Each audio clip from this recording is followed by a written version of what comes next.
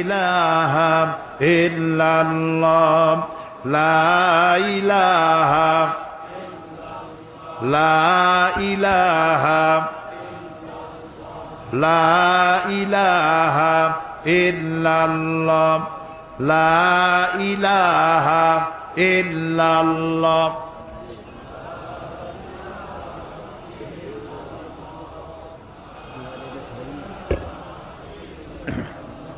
আর একটু বলি, কোরআন শরীফ শুনতে যারা আসবেন নিয়ত করে আসবেন যে পুরোটা শুনবো। আর যাদের হাঁটাহাঁটি করার অভ্যাস, মেহেরবানি করে আগামীকাল এক পাশে বসবেন যাতে আপনি আপনার ইচ্ছা মতো চলে যেতে পারেন। তা না হলে পরে অর্ধেক শুনবেন চলে যাবেন, তাহলে তো কিছু বোঝাই হলো না। এই লোকেরা এত টাকা খরচ করে আয়োজন করলো, আপনি অর্ধেক শুনলেন, পুরোটা শুনলেন না, বুঝতেও পারলেন না। নিজেকে মাহরুম করা ঠিক হবে ভাই? তো সেইভাবে বুঝে শুনে বসেন আর শোনেন। আমি আজকে আলোচনা করতে চাই এমন একটি জায়গা থেকে, আমাদের সকলের উদ্দেশ্য আমরা যেন জান্নাতে যাইতে পারি। এটা ঠিক কিনা? আর যারা ঠিক কইতে পারলেন না তাদের অবস্থা তো খুবই করুণ। আমাদের উদ্দেশ্য কি? জান্নাত। আমাদের উদ্দেশ্য কি? জান্নাত। দুনিয়ায় যেন শান্তি পাই আর আখিরাতে যেন জান্নাতে যেতে পারি। আল্লাহ যেন তৌফিক দেয়, জোরে কোন আমিন।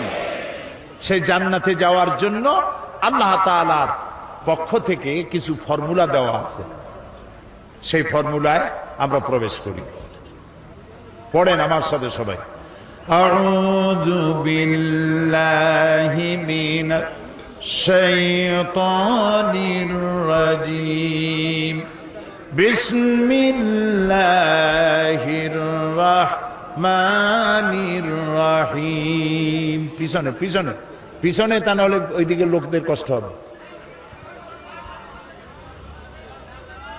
শয়তানের ওয়াসওয়াসা থেকে আল্লাহর কাছে পানা চাই। পরম করুণাময় আল্লাহর নামে শুরু করছি। ইন্নাল্লাহা ইশতারা মিনাল মুমিনিনা আনফুসাহুম ওয়া আমওয়ালাহুম বিআন্না লাহুমুল জান্নাহ ইউকাতিলুনা ফি সাবিলিল্লাহি ফায়াকতুলুনা ওয়া ইউকতালুন ওয়া'দান আলাইহি হাক্কান ফিত তাওরাতি ওয়াল ইনজিলি ওয়াল কুরআন ওয়ামান আওফা বিআহদিহি মিনাল্লাহি ফাস্তাবশিরু বিবাই'iকুমুল্লাযী বায়া'তুম বিহি ওয়াযালিকা হুয়াল ফাওজুল আযীম। সূরা তাওবা 111 নম্বর আয়াত। আল্লাহ তাআলা বলছেন, ইন্নাল্লাহা ইশতারা মিনাল মুমিনিনা আনফুসাহুম ওয়া আমওয়ালাহুম বিআন্না লাহুমুল জান্নাহ।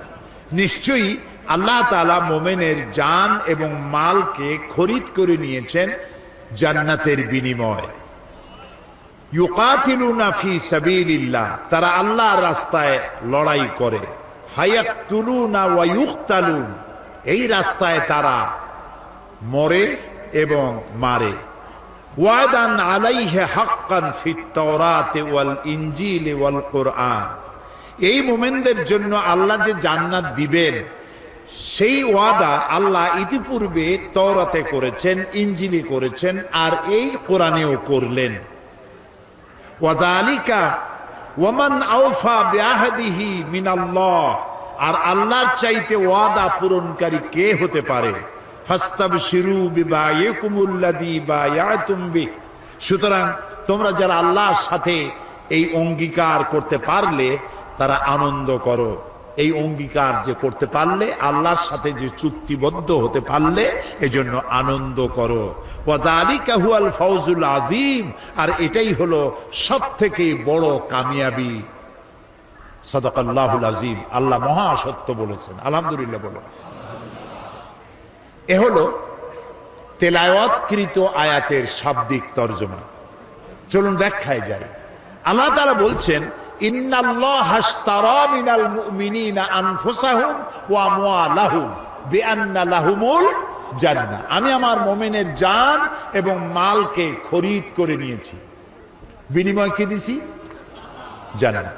কোনো কিছু কেনাবেচা করতে হলে বিনিময় কিছু লাগেই, বিনিময় ছাড়া কেনাবেচা হয় না, ঠিক কিনা বলেন? তো আল্লাহ আমাদের কাছ থেকে কিনতেছেন কি বলেন তো? কি কিনলেন? জান আর মাল। এবার জবাব দেন, জানটা কার? আমার এবং আপনাদের মধ্যে একটা জান আছে কিনা? আমরা আজ মরা না জেতা, আমরা জীবিত মানুষ, তাই না? ভিতরে একটা জান আছে না? জানটা কার? আল্লাহ। আমার যদি কিছু মালটাল থাকে, এই মালটা কার? তাহলে আল্লাহ কি বলতেছেন? আল্লাহ বলতেছেন আমি আমার মোমেনের জান আর মাল কিনে নিলাম, দুটোই তো আল্লাহ। তা আল্লাহর মাল, আল্লাহর জান তিনি নিজে কিনতেছেন, এর অর্থটা কি? এর ব্যাখ্যাটা কি? ব্যাখ্যাটা হচ্ছে, জান আর মাল তো আল্লাহর, কিছুদিনের জন্য আমাদের কাছে আল্লাহ তাআলা এটাকে আমানত রেখেছেন। আমাদের কাছে এটা কি? আমানত। জান যদিও আমার, আমি দাবি করি, কিন্তু মূলত মালিককে। এই জন্য মানুষ আত্মহত্যা, খোদকুশি করতে পারে না, আত্মহত্যা করতে পারে না, সুইসাইড করতে পারে না। কেন পারে না? আমার আত্মা আমি নষ্ট করবো, তাতে অসুবিধাটা কি?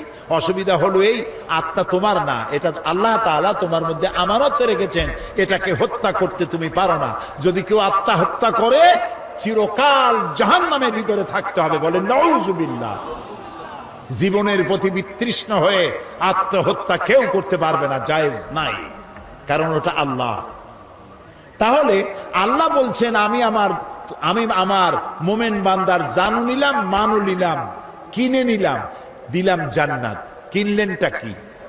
এই যে কিনলেন, তিনি কিনেছেন ইচ্ছা। জান আর মাল খরচের ইচ্ছাটা আল্লাহ কিনেছেন। বলেন তো কি কিনেছেন? ইচ্ছা, মর্জি। কিরকম?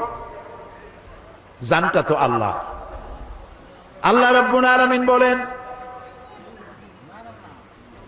আমি আমার মুমিনের জান কিনেছি। তার মানে হলো এই জানটা, মুমিন বান্দা তার জানকে আল্লাহর অপছন্দনীয় জায়গায় খরচ করতে পারবে না। এমন কোন জায়গায় সে শ্রম দিতে পারবে না, জীবন দিতে পারবে না যেই জায়গায় আল্লাহর রেজামন্দি নাই, আল্লাহ খুশি নয়। আমার জান আছে, মানে এই জান আছে বলে তো শক্তি আছে। এই শক্তি যে আছে, এই শক্তি আমি অন্য কোথাও আল্লাহর মর্জির বাইরে আমি খরচ করতে পারবো না। আমি এমন কোন মিছিলে অংশগ্রহণ করতে পারবো না যেই মিছিলে আল্লাহ রেজামন্দি নাই, আল্লাহ রাজি নয়, এমন কোন মিছিলে আমি যেতে পারি না। আমি এমন কোন সমাবেশে যেতে পারি না যেই সমাবেশে আল্লাহ রাজি নয়। আমি এজন্য রাত জাগতে পারি না যে রাত জাগায় আল্লাহ খুশি নয়। আমি দেওয়ালে এমন কিছু লিখতে পারি না যাতে আল্লাহ খুশি নয়। আমি আমার জীবনকে খরচ করার জন্য, শারীরিক শ্রম দেওয়ার জন্য যত কাজ আছে, এর কোনোটাই আমি করতে পারি না যেখানে আল্লাহর খুশি নাই। আমি সেই সব কাজ করব যে কাজ করলে আমার আল্লাহ খুশি হন, কারণ আমার জানটা আল্লাহ আমার কাছে আমানত রেখেছেন, আমার ইচ্ছাটা তিনি কিনে নিয়েছেন। মালটাও কিনে নিয়েছেন। কে কিনেছেন? আল্লাহ। অর্থাৎ ইচ্ছা কিনেছেন। এই মাল আপনি যেখানে সেখানে দিতে পারবেন না। কোন খ্রিস্টান আসলো, আমি একটা গির্জা বানাবো, তো আমাদেরকে কিছু পয়সা করে দেন, চান্দা দেন। একজন হিন্দু এলেন, তিনি বললেন দুর্গা পূজা আমার মূর্তি বানাবার পয়সা টয়সা নাই, আমার কিছু পয়সা দেন। আপনি কি দিতে পারবেন? না, পারবেন না, পারবেন না। তবে হ্যাঁ, কোন খ্রিস্টান, কোন বৌদ্ধ, কোন হিন্দু এসে যদি বলে যে আমার মেয়ে বিয়ে দিতে পারছি না পয়সার অভাবে, আপনি অবশ্যই দিবেন। যদি বলে যে আমার ঘরের চাল দিয়া পানি পড়ে, আপনি অবশ্যই টিন কিনে দিবেন। যদি বলে আমার বাড়িতে একটা টিউবওয়েল আছে আর্সেনিক যুক্ত, আমি পানি পান করতে পারি না, বিশুদ্ধ পানিও পান করার জন্য ডিপ টিউবওয়েলের ব্যবস্থা করে দিতে পারবেন। অর্থাৎ মানবিক দিক থেকে আপনি প্রত্যেকটি মানুষের খেদমত করতে পারবেন, কিন্তু পয়সা এমন জায়গায় দেওয়া যাবে না যে আপনার পয়সা দিয়ে আল্লাহর সাথে শিরক করা হবে। আপনি সেই শিরকের সহযোগিতা করতে পারবেন না। এমন কি আপনি যদি জানেন যে আপনার বাড়িতে একটা পাঠা আছে, এই পাঠাটা পূজার গুণে কিনতে এসেছে পূজা বলি দেবে বলে, আপনি জেনে শুনে পূজার পাঠা বলি দেওয়ার উদ্দেশ্যে আপনি বিক্রি করতেও পারবেন না, জায়েজ নেই। কথা কি বুঝে আসতেছে? তার মানে আপনার অর্থ, একজনে আসলো যে ঢাকা থেকে গায়িকা নর্তকী ওপেন কনসার্ট করার জন্য আসতেছে। ওপেন কনসার্ট এগুলো যারা করে, পুরুষগুলি মাথার চুল বিশাল বিশাল লম্বা লম্বা, এদিকে ধাপ দেয় ওদিকে ঝাঁপ দেয়, চিৎকার মারে, কি যে কয় আল্লাহ জানে। ওরা আসবে, সুতরাং কিছু পয়সা করি লাগবে, আপনি দিতে পারবেন না চান্দা। নায়িকা আসবে, গায়িকা আসবে, আমাদের মহা বিপ্লবী নেতা আসবে, আপনি দিতে পারবেন না পয়সা। এ পয়সা আপনার কাছে আমানত। এ পয়সা কার কাছে? আপনার কাছে কে আমানত রেখেছে? আপনি খরচ করবেন আল্লাহর পথে। আল্লাহ রাজি নাই এমন জায়গায় খরচ করতে পারবেন না, কারণ আপনার জান আর মাল আল্লাহ খরিদ করেছেন। যদি আপনি মোমেন হয়ে থাকেন, ইমানের দাবি যদি করে থাকেন, আপনার জান আপনার মাল আপনার নিজের ইচ্ছায় খরচ করতে পারবেন না। দেখেন, একটা মানুষ যখন মারা যায় তখন কবরের মধ্যে রাইখা আমরা কি বলি? মাটি দেওয়ার সময় কি বলি? মাটি দেওয়ার সময় আমরা বলি, মিনহা খালাকনাকুম ওয়া ফিহা নুঈদুকুম ওয়া মিনহা নুখরিজুকুম তারাতান উখরা। এই মাটি দিয়ে তোমাকে তৈরি করা হয়েছিল, এই মাটিতে আবার রেখে গেলাম, এখান থেকে পুনরুত্থিত করা হবে। কবরের মধ্যে রাখার সময় কি বললাম? বিসমিল্লাহি আলা মিল্লাতে রাসূলিল্লাহ। আচ্ছা, মিল্লাতে রাসূলের মধ্যে আপনি কারে রাখলেন? আপনারা আমার কথা শুনতেছেন তো? চিন্তা করতেছেন তো? চিন্তা করেন, তাহলে বুঝতে পারবেন। কবরের মধ্যে একজন বুড়া মানুষ মারা গেছে, কবরের মধ্যে রেখে দিয়ে কইলাম যে আল্লাহর নামে রসুলের দলে উঠাই দিয়ে গেলাম। মর্মার্থ এটাই। এখন কারে আপনি রসুলের দলে উঠাই দিলেন? এই বুড়া যখন কলেজের ছাত্র ছিল, বিশ্ববিদ্যালয়ের ছাত্র ছিল, যত মিছিল করেছে তার কোন মিছিল আল্লাহর কাজে লাগে নাই, ইসলামের কাজে লাগে নাই। যত দেওয়ালে দেওয়ালে লিখেছে আল্লাহর কাজে লাগে নাই, রসুলের কাজে লাগে নাই। বরং যারা ইসলামের কথা বলতো, ইসলামের কাজ করতো, পথে ঘাটে ধরিয়া তাদেরকে জনমের মতো পিটাইতো। ছাত্র জীবনে যা করলো সবগুলি ইসলামের বিরুদ্ধে করেছে, আল্লাহর জন্য করে নাই। সে যদি কবি হয়, যত কবিতা লিখেছে, ফুলের জন্য কবিতা, চাঁদের জন্য কবিতা, মাটির জন্য কবিতা, দেশের জন্য কবিতা, এই সুন্দর করে পৃথিবী যিনি বানালেন তার নামে কবিতা নাই। তিনি যদি সাংবাদিক হন, তার সাংবাদিকতায় ইসলামের শুধু সর্বনাশী হয়েছে, ইসলামের পক্ষে একটা কথাও লেখে নাই। চতুর্দিকে শুধু সাম্প্রদায়িকতা, মৌলবাদ আর মৌলবাদ। ইসলামের পক্ষে লিখতে পারলো না। আহারে, আজকে মনে পড়লো শেখ বেলালের কথা এই মুহূর্তে। বেলাল শূন্য খুলনা আজকে এসেছি। আমি যখনই খুলনা আসতাম, শেখ বেলাল ছুটে আসতো, আমি কি বক্তব্য রাখবো তার একটা ব্রিফিং নেওয়ার জন্য। সন্ধ্যার আগেই ঢাকায় পৌঁছায় দেবে। বেলাল, কি সুন্দর নাম তার মা বাপ তার রাখছে, একটা ব্ল্যাক ডায়মন্ড, খুলনার রত্ন, সাংবাদিক জগতের উজ্জ্বল জ্যোতিষ্ক। আল্লাহ তাআলা বেলালকে কিয়ামতের দিন হযরত বেলালের সাথী করে জান্নাতে রেখো। এই সাংবাদিকতার দাম আছে, যে সাংবাদিকতা আল্লাহর কাজে লেগেছে, রসুলের কাজে লেগেছে, ইসলামের কাজে লেগেছে। কলম ধরলেই ইসলামের বিরুদ্ধে, কলম ধরলেই মৌলানাদের বিরুদ্ধে, কলম ধরলেই মাদ্রাসার বিরুদ্ধে সমানে, অথচ জন্ম দিয়েছে একজন মুসলমান, পেটে ধারণ করেছে এক মুসলিম মা। কোন সাহসে ইসলামের বিরুদ্ধে লেখো?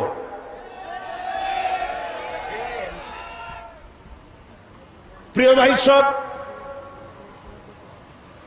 যে বুড়া মানুষটারে কবরে রাখলেন, ছাত্র জীবনে বিরোধিতা করল, শিক্ষক জীবনে, কবি জীবনে, সাহিত্যিক জীবনে, রাজনীতিতে যদি এসে থাকে, সে রাজনীতির ময়দানে এসেও ইসলামকে গালি দিয়েছে। আলেমদেরকে গালি দিয়েছে, সব দোষ আলেমদের মাথায় তুলেছে, মাদ্রাসা দায়ী করেছে, ধর্মনিরপেক্ষ মতবাদের আদর্শ নিয়ে চলেছে। ছাত্র জীবন, কৈশোর, যৌবন, বার্ধক্য, সারাটা জীবন ইসলামের সাথে বিরোধিতা করলো।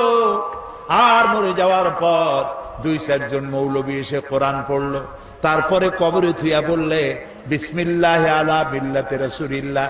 এখন তুমি বলো, যেই মানুষটার জীবন যৌবন, তার বুদ্ধি বিবেচনা কোনটাই আল্লাহর কাজে লাগলো না, রসুলের কাজে লাগলো না, জীবিত অবস্থায় মরা দেহ নিয়া রাসূলুল্লাহ কি করবে? আরে এই কথাগুলি বোঝা কঠিন না সহজ? এই মরা লাশ দিয়ে আল্লাহ কি করবেন? আহারে, ইন্নাল্লাহা আশতারা মিনাল মুমিনিনা আনফুসাহুম ওয়া আমওয়ালাহুম বিআন্না লাহুমুল জান্নাহ। আমি মুমিনের জান মাল খরিদ করে নিয়েছি, বিনিময়ে জান্নাত দিছি, সুবহানাল্লাহ, বেহেশত দিছি। এই জন্য জীবন যৌবন আল্লাহর উদ্দেশ্যে নিবেদিত যেই যুবক করতে পারে, ওই যুবকেরই দাম ইসলামের কাছে।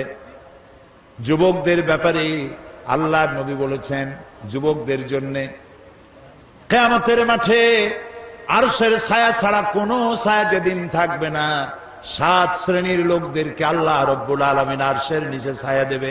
তার মধ্যে এক শ্রেণী হচ্ছে ওয়াশাবুন নাশা ফি ইবাদাতিল্লাহ। ওই সব যুবক যারা রাত জেগেছে আল্লাহর ইবাদতের মধ্য দিয়ে। সুবহানাল্লাহ কবেন না? রাত জেগে জেগে মদ খাওয়া নয়, রাত জেগে জেগে জুয়া খেলা নয়, রাত জেগে জেগে ব্লু ফিল্ম দেখা নয়, রাত জেগে জেগে কলেজে বিশ্ববিদ্যালয় ইসলামের কথা যারা বলে তাদেরকে পেটানোর জন্য নয়। মুসলমান হও। এইসব যুবকরা জায়গা পাবে কিয়ামতে কোন জায়গায়? আরশের নিচে। সুবহানাল্লাহ বলুন। রাসূলুল্লাহ বলেছেন, উসিকুম বিশাবাবি খায়রা ফাইন্নাহুম আরাক্কু আফিদা লাকাদ বাসানি আল্লাহু বিল হানাফিয়্যাতি সামহা ফাখালাফানি আশ-শুয়ুখ ওয়া হালাফানি আশ-শাবাব। সাদাকান নবিয়্যু সাল্লাল্লাহু আলাইহি ওয়াসাল্লাম। রাসূলুল্লাহ বলেছেন, উসিকুম বিশাবাবি খায়রা, আমি তোমাদেরকে উপদেশ দিচ্ছি তোমরা যেন যুবকদের কল্যাণকামী হইও। কারণ যুবকেরা তাদের হৃদয় কোমল, আর আল্লাহ তাআলা আমাকে সত্য দিন প্রতিষ্ঠার জন্য উদারতার সহকারে আমাকে পাঠিয়েছেন। এই দিনকে প্রতিষ্ঠার জন্য আমাকে সহযোগিতা করেছে যুবকেরা, আর বিরোধিতা করেছে বুড়োরা। কে বলেছেন? আল্লাহ রাসূল। বিরোধিতা কারা করছে? বুড়োরা। আর সহযোগিতা করেছে যুবকেরা। সুবহানাল্লাহ বলবেন না? দেখেন না তাকায় মাহফিলের মধ্যে কারা বেশি? বুড়ো বেশি না যুবক বেশি? কারা বেশি? যুবক। আলহামদুলিল্লাহ বলো। শুধু খুলনায় নয়, সব জায়গায় যুবকদের ঢল নামে। আর এটাই হলো বামপন্থী ধর্মনিরপেক্ষবাদীদের কলজার জ্বালা। তাফসীরের মাহফিলের সাথে এজন্যই শত্রুতা। গত 5 বছর কি জ্বালান জ্বালাইছে আমারে। যেখানে গেছি সেইখানে হরতাল, যেখানে গিয়েছি সেখানে 144 ধারা। আল্লাহ রহমতে সরকার দিয়েছে 144 ধারা, জনগণ 288 বানাইতেছে সব জায়গায়। একটা মাহফিলও বন্ধ করতে পারেনি। আলহামদুলিল্লাহ। ওদের ধারণা কোরআন শুনলে সর্বনাশ। লা তাসমাউ লিহাযাল কোরআন, কোরআন শুনো না, ওয়ালগাউ ফি, কোরআন শুনবা না, আর কোরআন যেখানে আলোচনা হয় সেখানে ডিস্টার্ব করো, সন্ত্রাস করো, যাতে ভয়তে মানুষ না যায়। তাহলে তোমরা জিততে পারবা। এই যত বাধা দিছে লোক তত বেশি হয়েছে। সুবহানাল্লাহ বলো, আলহামদুলিল্লাহ বলো। ওদের সব থেকে বড় লস, তারা ধারণা করে এত কষ্ট করে যুবক পোলাপান ট্রেনিং দিয়া, পয়সা দিয়া, মদ দিয়া, নারী দিয়া, ব্লু ফিল্ম দিয়া এত কিছু করলাম, একটা মাহফিলের ওয়াজ শুনিয়া সব তো আমাদের পুকুরে জিয়ানো মাছগুলি সব চলে গেল ইসলামের পুকুরে। Heavy loss, heavy loss. Loss তোমাদের হবে। মুতু বিগাইজিকুম, তোমাদের লস হতেই থাকবে। ইসলামের পাল্লা ভারী হবে ইনশাআল্লাহ। বলেন ইনশাআল্লাহ। ইনশাআল্লাহ। প্রিয় ভাই সব, সুতরাং যুবকদের জন্য আল্লাহ খুশি, যুবকদের প্রতি রাসূলুল্লাহ খুশি। ওই সব যুবক যারা রাত জেগেছে আল্লাহর ইবাদতের মধ্য দিয়ে, সুবহানাল্লাহ। কারণ বুড়া বয়সে মানুষ তো করবে কি, রাত্রে ঘুম আসে না, তখন তো জাগবেই। আর যৌবন বয়সে ঘুম আসে খালি, সেই ঘুমটারে বাদ দিয়া যদি তাহাজ্জুদের নামাজ পড়ে আল্লাহ খুশি হয়ে যায়, সুবহানাল্লাহ। এই জন্য হযরত আবু সাঈদ খুদরি রাদিয়াল্লাহু তাআলা আনহু তিনি বলেছেন যে তিনি যখন হযরত আবু সাঈদ খুদরি রাদিয়াল্লাহু তাআলা আনহু তিনি কোন যুবককে মজলিসে আসতে দেখলে তিনি দাঁড়ায় যেতেন, বলতেন মারহাবান বিওয়াসিয়াতি রাসূলিল্লাহ সাল্লাল্লাহু আলাইহি ওয়াসাল্লাম قد আমারানা আন নাহফাযাল হাদিসা ওয়া নুআসসিআ লাকুম বিল মাজালিস। তিনি বলতেন যুবক আসতেছে দেখলে দাঁড়ায় যেতেন আর বলতেন ওয়েলকাম, স্বাগতম, হে রাসূলের চলন্ত ওসিয়ত উপদেশ, আমি তোমাকে ওয়েলকাম করছি, তুমি বসো। রাসূলুল্লাহ আমাদেরকে নির্দেশ করেছেন আমরা যেন রাসূলের হাদিসগুলিকে মুখস্থ করি আর যুবকদেরকে যেন আমাদের মজলিসের মধ্যে সুন্দর করে জায়গা করে দেয়। আলহামদুলিল্লাহ। প্রিয় ভাইসব, সুতরাং একজন মুসলমান তার জীবন যৌবন সবটা কাটাবে ইসলামের পথে। কার পথে? জোরে বলেন, কার পথে? ইসলামের পথে। যেখানে ইসলাম সেখানে আমি, যেখানে ইসলাম নাই আমি নাই, তাহলেই মুসলমান হওয়া যাবে। এজন্য আল্লাহ রাব্বুল আলামিন বলেন ইন্নাল্লাহা আশতারা মিনাল মুমিনিনা আনফুসাহুম ওয়া আমওয়ালাহুম বিআন্না লাহুমুল জান্নাহ। আল্লাহ তাআলা বলেন আমি আমার মুমিনের জান এবং মালকে খরিদ করেছি, বিনিময়ে তাকে আমি জান্নাত দান করে দিয়েছি। আল্লাহ তাআলা বলেন এরা হচ্ছে সেই সব মুমিন যারা আল্লাহর রাস্তায় লড়াই করে।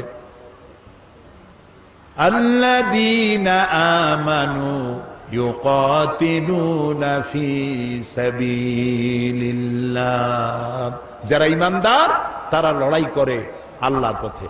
ওয়াল্লাযীনা কাফারু ইউকাতিলুনা ফি সাবিলিত তাগুত, আর যারা নাকি কাফের তারাই লড়াই করে মানুষের তৈরি করা আইন প্রতিষ্ঠার জন্য। কে বলতেছেন? কে বলতেছেন? সুতরাং সকলকে মনে রাখতে হবে, আর যারাই উপস্থিত হয়েছেন যিনি যাই করেন মনে রাখতে হবে ইসলামের বাইরে যা সব জাহালাত, অজ্ঞতা, মূর্খতা, সমাজতন্ত্র বলেন আর ধর্মনিরপেক্ষ মতবাদ বলেন, সব জাহালাত। ইসলাম হচ্ছে একমাত্র জীবন ব্যবস্থা এবং এটাই প্রতিষ্ঠার জন্য আল্লাহ তাআলা বলেছেন যারা ঈমানদার তারা এটাকে প্রতিষ্ঠার জন্য লড়ে, আর যারা কাফের তারা মানুষের তৈরি করা মতবাদকে প্রতিষ্ঠার জন্য লড়াই করে। আল্লাহ তাআলা বলছেন এই রাস্তায় লড়াই করতে গিয়ে তারা মারে এবং মরে, দুটোই হয়। লড়াই করতে গেলে লড়াইয়ের ময়দানে খালি যে আমি বাইসে যাব আমি জিতবো তা হবে না, মরেও মারেও দুটিই হয়। ইসলামের এটার নাম রাখা হয়েছে জিহাদ, কিন্তু জিহাদটা এর পরিষ্কার স্পষ্ট ধারণা অনেকের কাছে নাই। কারণ হলো ওই যে ফার্সিতে একটা কথা আছে ওয়ালাকিন কালামদার কাফে দুশমনাস্ত, দুশমনের হাতে ছিল কলম, তারা মুসলমানদের ইতিহাসকে যেমন খুশি তেমন তারা বিকৃত করেছে। তারা জিহাদ শব্দটারে এমন সর্বনাশ করছে যে জিহাদ নাম শুনলেই মানুষের চোখের সামনে একটা ছবি ভেসে ওঠে, রক্তচক্ষু, দাড়ি, হাতে তরবারি, হিন্দু খ্রিস্টান যা পায় সমানে কচু কাটা করে, এর নাম জিহাদ। নাউযুবিল্লাহ, জোরে বলেন নাউযুবিল্লাহ। এর নাম জিহাদ নয়, ওয়ার। ইংরেজিতে বলা হয় ওয়ার, বাংলা বলা হয় যুদ্ধ। ওয়ার এবং যুদ্ধ এটার আরবি হলো হারবুন, জিহাদ নয়, জিহাদ ভিন্ন জিনিস। জিহাদ শব্দের আবিধানিক অর্থ হচ্ছে, পারিভাষিক অর্থ হচ্ছে যে কোনো উদ্দেশ্যকে, পারিভাষিক অর্থ যে কোনো উদ্দেশ্যকে সফলতার শীর্ষে পৌঁছে দেওয়ার জন্য যে প্রাণান্ত প্রচেষ্টা করা হয়, ওই প্রচেষ্টাকে আরবিতে বলা হয়েছে জিহাদ। কোরআন এবং হাদিসে ওটাকেই বলা হয়েছে জিহাদ। তো একজন মুসলমানের মূল টার্গেট, গোল পয়েন্ট, সেন্টার পয়েন্ট, লক্ষ্য, উদ্দেশ্য একটাই, সেটা হলো আল্লাহর জমিনে আল্লাহর দ্বীন প্রতিষ্ঠা করা। এটাই লক্ষ্য, দ্বীন প্রতিষ্ঠা লক্ষ্য। এই প্রতিষ্ঠার জন্য বক্তৃতা করা জিহাদ, এটাকে প্রতিষ্ঠা করার জন্য আন্দোলন করা জিহাদ, এইটাকে প্রতিষ্ঠা করার জন্য বই লেখা জিহাদ, এটাকে প্রতিষ্ঠা করার জন্য পয়সা দেওয়া জিহাদ, এটাকে প্রতিষ্ঠা করার জন্য র্যালি করা, বিক্ষোভ করা, মিছিল করা, সমাবেশ করা, সব জিহাদের মধ্যে শামিল। সুবহানাল্লাহ বলো। জিহাদের নাম মারামারি কাটাকাটি নয়। এইটা বোঝে না বলে মুসলমানদেরকে বলা হচ্ছে সন্ত্রাসী, আলেমদেরকে বলা হচ্ছে সন্ত্রাসী, মাদ্রাসাগুলোকে বলা হচ্ছে সন্ত্রাসী, কওমি মাদ্রাসাগুলোকে সন্ত্রাসে বানাবার আড্ডাখানা বলা হচ্ছে। নিশ্চয়ই নাউজুবিল্লাহ। পৃথিবীতে শান্তিপ্রিয় মানুষ যদি থাকে, শান্তিপ্রিয় মানুষ যদি থাকে, তো কোরআন হাদিসের জ্ঞান যাদের আছে তারাই সব থেকে শান্তিপ্রিয়। এ কথা কি অসত্য না সত্য? এই যে খুলনা একটা জেলখানা আছে না, দুইজনও কইল আছে, আর সবাই বুঝে জানেন না জেলখানা না। জবাব দেবেন তো পুরুষের মতো ঠাস ঠাস করে জবাব দেবেন। বাংলাদেশের সবগুলি জেলায় জেলখানা আছে, আছে না? কয়েদিরা আছে না? যে কোনো একটা জেলখানায় আপনি যান, কয়েদি হয়ে যায়েন না, এমনি যান, গিয়া জেলার সাহেবকে বলেন আপনার জেলের কয়েদিদের লিস্ট আমাকে দেখান। চোর, ডাকাত, লুচ্ছা, বদমাইশ, হত্যাকারী, চাঁদাবাজ, মাস্তান, সন্ত্রাসী, মুনাফাখোর, পাচারকারী, এই ধরনের বহু আসামি সেখানে আছে, আছে না? এবার ওই লিস্টের মধ্যে তাকায় দেখেন কয়জন মাদ্রাসা শিক্ষিতদের নাম আছে। আলেম কয়জন? বলেন জোরে, আলেম কয়জন? মাদ্রাসা শিক্ষক কয়জন? মসজিদের ইমাম মুয়াজ্জিন কয়জন? পীর কয়জন? ইসলামী আন্দোলন যারা করে তারা কতজন? তাহলে এটার দ্বারা কি প্রমাণিত হয় না যে যারা কোরআন হাদিসের জ্ঞান অর্জন করে তারাই শান্তিপ্রিয়, তারাই সব থেকে ভালো মানুষ? সুবহানাল্লাহ বলো।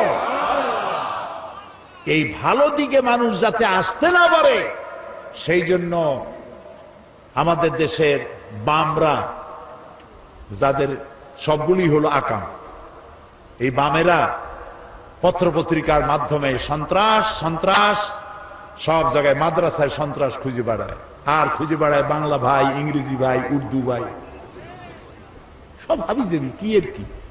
আর যত সন্ত্রাস এগুলি তারা বানিয়েছে, এসব নাম আমরা জীবনেও শুনি নাই। আচ্ছা, আপনারা কি শুনছেন বাংলাদেশে কোনোদিন এই যে কুতকুতুল জেহাদ, এটা কি? হ্যাঁ, হরকতুল জেহাদ, এটা তো গত 5 বছরে ওনাদের সময় ওনরা বানাইছেন। এগুলো বামপন্থীদের তৈরি করা।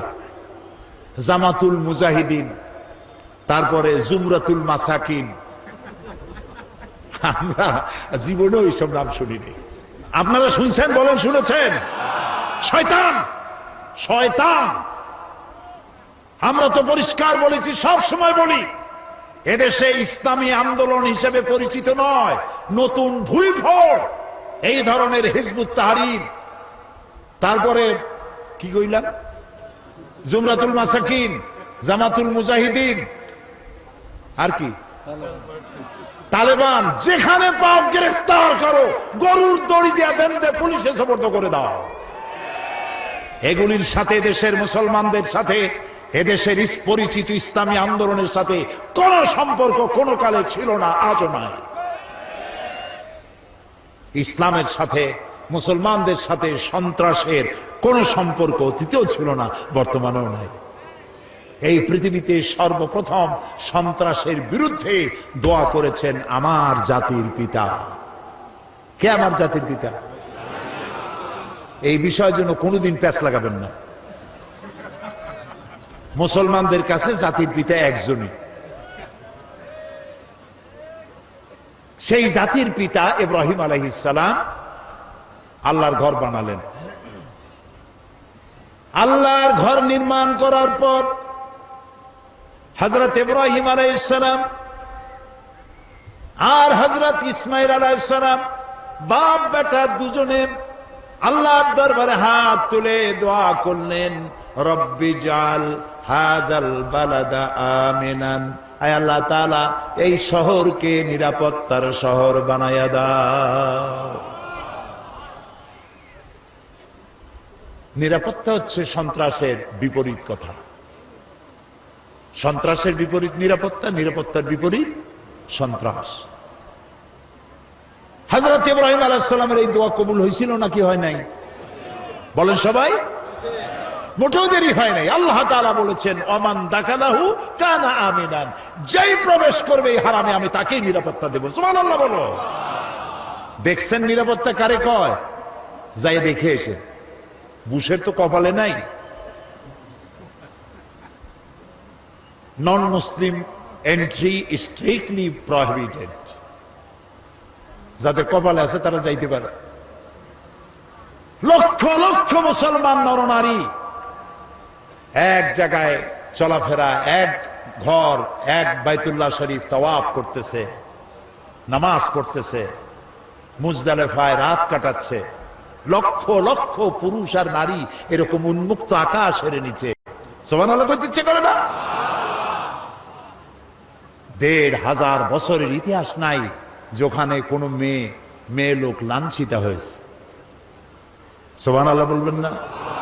আল্লাহ তাআলা কোরআন শরীফে বলেছেন, আওয়ালাম ইয়ারা আন্না জাআলনা হারামান আমিনান, তোমরা কি লক্ষ্য করো না যে এই হারামকে আমি কিভাবে নিরাপত্তার শহর বানাইছি? ওই সময় যখন তাম পৃথিবী জুড়ে ছিনতাই হয়, রাজধানী হয়, মানুষ হত্যা করা হয়, নারী ধর্ষণ করা হয়, আমার হারামের দিকে তাকিয়ে দেখো কি নিরাপত্তা আমি দিয়েছি এখানে। সুবহানাল্লাহ। এই নিরাপত্তা কেন হয়েছে? কোরআনের আইন সেখানে আছে। কিসের আইন আছে? কোরআনের আইন। তাও সবটা নাই, কিছু আছে। তারই বরকতে আল্লাহ রাব্বুল আলামিন এত সুন্দর নিরাপত্তার শহর বানাইছে। বুশের বেটা বুশ আমাদের কয় আমরা নাকি সন্ত্রাসী, বাংলাদেশের মানুষ নাকি সন্ত্রাসী। তা আমি ওই আমেরিকায় বক্তৃতা করেছি, লন্ডনে বক্তৃতা করছি, বক্তৃতা করতে বলছি, তোমরা যে আমাদের সন্ত্রাসী কও, তোমরা বেলা ৪টার সময় মার্কেট বন্ধ করো কেন? ওরা আজগুবি কথা কয়। আমাদের সাইবুর রহমান সাহেব গেছেন ইউরোপিয়ান কমিউনিটির সাথে বৈঠক করতে, দাতা দেশগুলির সাথে কথাবার্তা, বাংলাদেশের জন্য টাকা আনার জন্য। তারা কয় যে টাকা দেব পরে, বাংলাদেশের মেয়ে লোকেরা বোরখা পরে কেন? এটা কথা হইল? উনিও ভালো জবাব দিছে, কয় যে বাংলাদেশের মেয়ে লোকেরা বোরখা পরে কেন, সেই কথার জবাব আমিও পরে দেব। তোমরা আগে কও, তোমাদের পাদ্রীরা গির্জায় লম্বা জামা গায়ে দিয়ে যায় কেন? তোমাদের পাদ্রীরা লম্বা জামা গায়ে দেয় যে কারণে, আমার দেশের মেয়েরা বোরকা পরে সেই কারণে। আসলে আমার দেশের মেয়েরা ওদের মতো মেয়েদের মতো ল্যাংটা হয় না কেন, এটা ওদের আফসোস। তোমরা আফসোস করে মরবে, আমার দেশের মেয়ে লোকেরা বোরকা পরবে, হিজাব পরবে, তোমরা তাকায় তাকায় দেখবে কোনোদিন ল্যাংটা হবে না জাতি। এরা, আমি বলি যে দেখো বেলা ৪টার সময় ডিপার্টমেন্টাল স্টোরগুলি সব বন্ধ হয়, শুধু ইমার্জেন্সি ফার্মেসিগুলি খোলা থাকে, বাকি সব বন্ধ। বেলা ৪টায় ৫টায় সব বন্ধ। কবরস্থান, নিউ ইয়র্ক বলেন, লন্ডন শহর বলেন, সব বড় বড় শহর কবরস্থান সব বন্ধ, দোকানপাট খোলা নাই। তাই আমি বললাম, তোমরা যে আমাদের সন্ত্রাসী কও, চলো আমাদের দেশে। তোমরা বন্ধ রাখো কেন ৪টার সময়, খোলা রাখো না কেন সন্ধ্যার পরে? কারণ সিকিউরিটি দিতে পারবে না, চুরি হবে, ডাকাতি হবে, খুনাখুনি হবে, মারামারি হবে, সিকিউরিটি দিতে পারবে না, সেই জন্য বন্ধ করে দাও। আমাদের সন্ত্রাসী কও, শুধুমাত্র নরসিংদীর বাবুরহাটে যায় দেখো, বাবুরহাট বাংলাদেশের ম্যানচেস্টার, এক এক হাটবারের রাতে ১ কোটি না, শত শত কোটি টাকার কাপড় চোপড় বিক্রি হয়, পুলিশও নাই, বিডিআর নাই। আমার দেশের যশোরে, এই যে যশোর উত্তরবঙ্গে কত বাজার আছে রাত ১২টা ১টা পর্যন্ত হয়, আছে না? বহুত বাজার আছে, পুলিশের ভর্তা খাইতেও পুলিশ পাওয়া যাবে না। আমাদের দেশ এত ভালো, আলহামদুলিল্লাহ বলে। এই ভালো যাদের সহ্য হয় না, তারা এই দেশেই শুধু সন্ত্রাস খুঁজে বেড়ায়, মৌলবাদ খুঁজে বেড়ায়। তা তোমরা তোমাদের সন্ত্রাস আর মৌলবাদ খুঁজে বেড়াইতে থাকো, বাংলাদেশ তাদের নিজস্ব গতিতে চলবে ইনশাআল্লাহ, ইনশাআল্লাহ, ইনশাআল্লাহ। আলহামদুলিল্লাহ কর। প্রিয় ভাই সব, সেই জন্য আল্লাহ তাআলা বলছেন যে এই কোরআনের আইনকে প্রতিষ্ঠা করার জন্য লড়তে হবে। সে লড়াইয়ের অর্থ কি তাও বললাম। লড়াইয়ের অর্থ এই না যে আপনি কাটাকাটি আর খুনাখুনি করবেন। রাসূলুল্লাহ যত যুদ্ধ করেছেন, একটি যুদ্ধ অফেন্সিভ ছিল না, সবগুলি যুদ্ধ ছিল ডিফেন্সিভ। আক্রান্ত হয়েছেন, তিনি প্রতিরোধ করেছেন, সুবহানাল্লাহ বলে। তিনি আক্রমণ করেছেন, আক্রমণকারী হয়ে যুদ্ধ করেছেন, এরকম নাই। আল্লাহ রাব্বুল আলামিন বলেন, আমি আমার মুমিনের জান এবং মালকে খরিদ করে নিয়েছি, বিনিময়ে তাদেরকে জান্নাত দেব। এই যে এটা হলো আমার ওয়াদা। ওয়াদান আলাইহি হাক্কান ফিত তাওরাতি ওয়াল ইনজিল ওয়াল কুরআন। এই ওয়াদা আমি ইতিপূর্বে তাওরাতে করেছি, ইনজিলে করেছি, আর এই কোরআনেও একই ওয়াদা করলাম। সুবহানাল্লাহ। ওয়াদা কার? আল্লাহ রাব্বুল আলামিন এবার বলেন, ওয়ামান আউফা বিআহদিহি মিনাল্লাহ। আর আল্লাহর চাইতে ওয়াদা পূরণকারী কে বেশি হতে পারে? আল্লাহর চাইতে ওয়াদা কেউ পূরণ করতে পারে? কেউ পারে না। আল্লাহ তাআলা বলছেন, দেখো, ফাস্তাবশিরু বিবাইকুমুল্লাযী বায়াতুম বিহ। এবার আল্লাহর এই অঙ্গীকারের সাথে, আল্লাহর সাথে এই চুক্তি তোমরা যদি কেউ করতে পেরে থাকো, তাহলে এবার আনন্দ করতে পারো। আমরা কি চুক্তি করতে পারলাম? বোঝেন নাই কথা। আমার জান, আমার মাল কে কিনে নিয়ে গেছেন? বিনিময় কি দিছেন? আজ থেকে ওয়াদা করলাম, আমার জান, আমার মাল আল্লাহর রেজামন্দি ছাড়া, আল্লাহর খুশি রাজি ছাড়া, অন্য আল্লাহর অমতে, আল্লাহর অরাজিতে, আল্লাহর না খুশিতে আমার জান মাল খরচ করব না। এই ওয়াদা করতে রাজি আছেন? কারা কারা রাজি? হাত উঁচু করে দেখান। আলহামদুলিল্লাহ বলেন, আলহামদুলিল্লাহ বলেন। এই ওয়াদা যারা করতে পারলেন, আল্লাহ তাআলা তাদের জন্য বলছেন, ফাস্তাবশিরু, এখন আনন্দ করো। সুবহানাল্লাহ। এই যে চুক্তি করতে পারলা, এই জন্য আনন্দ করো। ওয়া যালিকা হুয়াল ফাউজুল আযীম।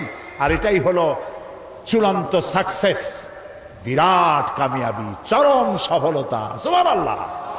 আল্লাহ যদি কয় এটাই হলো চূড়ান্ত সফলতা, আর কোন সফলতার দরকার আছে? এই মোমেন কারা হবে? সেই মোমেনদের 8টি গুণ লাগবে, 8টি কোয়ালিটি লাগবে, 8টি শর্ত লাগবে। কয়টা শর্ত? সে 8টি শর্তের কথা আগামীকাল বলবো ইনশাআল্লাহ। যে 8টি শর্ত পুরো করতে পারলে জান্নাত ওয়াজিব হয়ে যাবে। সুবহানাল্লাহ। এখন মুনাজাত হবে। মুনাজাতের জন্য দাঁড়ানো ভাইয়েরা বসেন। ওই যে দাঁড়ানো আছেন, যেখানে যিনি দাঁড়াইছেন বসেন, মুনাজাতে শরীক হন। মুনাজাত, দাঁড়ানো ভাইরা সবাই বসুন, মুনাজাতে শরীক হন। আমি তো বসতে কইলাম, হাঁটতে তো বলি নেই। মুনাজাতের কথা শুনলে যারা হাঁটে, আমি তাদের সম্পর্কে খুব চিন্তায় পড়ে যাই। চিন্তায় পড়ি এই কারণে, এখানে যেমন ক্যামেরা আছে, আল্লাহর ফেরেশতাদের হাতে ক্যামেরা থাকতে পারে না? তো মুনাজাতের আহ্বান করা হলো, তখন অ্যাবাউট টার্ন যারা করলেন, ফেরেশতার ক্যামেরায় কিভাবে উঠবেন তারা? নাউজুবিল্লাহ কর। আল্লাহ রহম করুক, কন আমিন। প্রিয় ভাই সব, আগামীকাল সকাল কটায়? সকাল 9টায় এই মাঠে মহিলাদের উদ্দেশ্যে আলোচনা হবে, আলাদা মাহফিল, শুধু মহিলাদের জন্য। আলহামদুলিল্লাহ কর। সবাই আপনারা আপনাদের স্ত্রী, আপনার বোন, আপনার মা, আপনার মেয়ে সবাইকে পাঠিয়ে দেবেন। বাচ্চাগুলা, ছোট্ট ছোট্ট বাচ্চাগুলা আপনারা কোলে নিয়ে বাইরে বাইরে হাঁটবেন। এখানে পর্দা করে দেওয়া হবে, পর্দার ভেতরে মায়েরা বোনেরা বসে শুনবেন। আর আপনার একটা রিহার্সাল হোক যে এই বাচ্চাটি নিয়ে মায় কত কষ্ট করে, তারও একটা অনুভূতি হবে। একটা মা যদি ভালো হয়, একটা সংসার ভালো হয়ে যায়। আলহামদুলিল্লাহ বলেন। আমি প্রথমে আগামীকাল আল্লাহ যদি বাঁচায় রাখেন, প্রথমে মহিলাদের প্রশ্নের জবাব দেব, লিখিত প্রশ্নের জবাব দেব। তারপরে তাদের আলোচনা করব। মেয়েদের অনেক কথা জানার আছে, যা কারো কাছে জানতে পারে না, বলতেও পারে না, লোকও পায় না। এই জন্য তাদের প্রশ্নের জবাব দেওয়া হবে প্রথমে, তারপরে আলোচনা হবে। প্রশ্নগুলো আপনি সহযোগিতা করেন, আপনার স্ত্রীর যা জানা দরকার আপনি সাহায্য করতে পারেন। লিখিত আকারে প্রশ্ন নিয়ে আসবেন এখানে মহিলাদের জন্য। আগামীকাল সকাল 9টায়, দেরি করবেন না মোটেই, একদম 9টায় প্রোগ্রাম শুরু হয়ে যাবে ইনশাআল্লাহ। বলেন ইনশাআল্লাহ। এই যে সেদিন সাতক্ষীরায় প্রোগ্রাম করলাম, মহিলাদের প্রোগ্রাম, 100-র উপরে বাস আসছিল মহিলাদের বহন করে নিয়ে এসে।